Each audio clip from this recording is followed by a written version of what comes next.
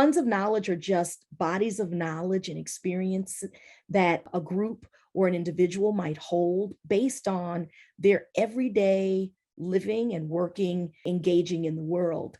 Formally, funds of knowledge are understood as a sort of construct that came out of research that was done with researchers and teachers and families and communities, where they all went into neighborhoods and homes of their students to sort of extrapolate what are the everyday experiences that those families and communities and students engage in, and what are the bodies of knowledge that are linked to those everyday practices that they engage in.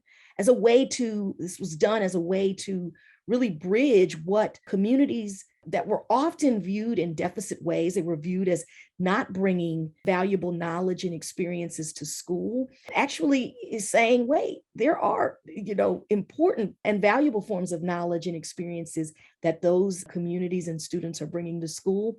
Let's capture it and enrich our curriculum and make bridges between that knowledge and the knowledge that students were expected to learn in school. And this relates to culturally responsive teaching because it is at the core trying to make schooling not only more responsive and relevant to who students are, but it's building knowledges and experiences that have been left out of the curriculum back into the curriculum.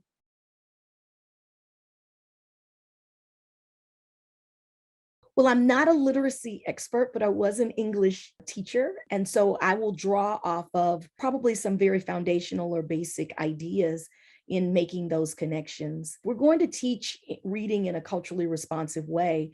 It means making sure that we have reading materials that are available to students that represent a wide variety of perspectives and cultural knowledges, some of which will align with who our students are in the classroom, but some of which will go beyond who the students are in the classroom. It also means making sure that we are respecting and valuing and drawing from and helping to enrich reading practices that we know our students bring with them to school in the variety of different ways that they have engaged in reading within their own community spaces and home spaces, and making space for those practices in our instruction as we are helping those students to read.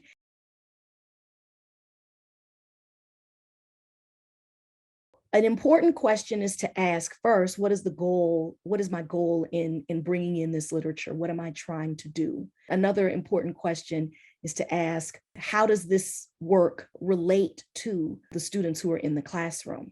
Another important question is to say, of the materials that I'm bringing into the classroom, how do they represent the experiences of the children in the classroom?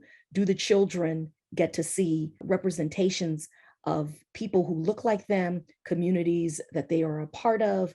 Does the material reflect that? Those are some really important questions that have to be asked or should be asked as you're making decisions about what you're bringing into the classroom. I think asking questions of, whose story is being told, what narrative is being told, is important to ask as well.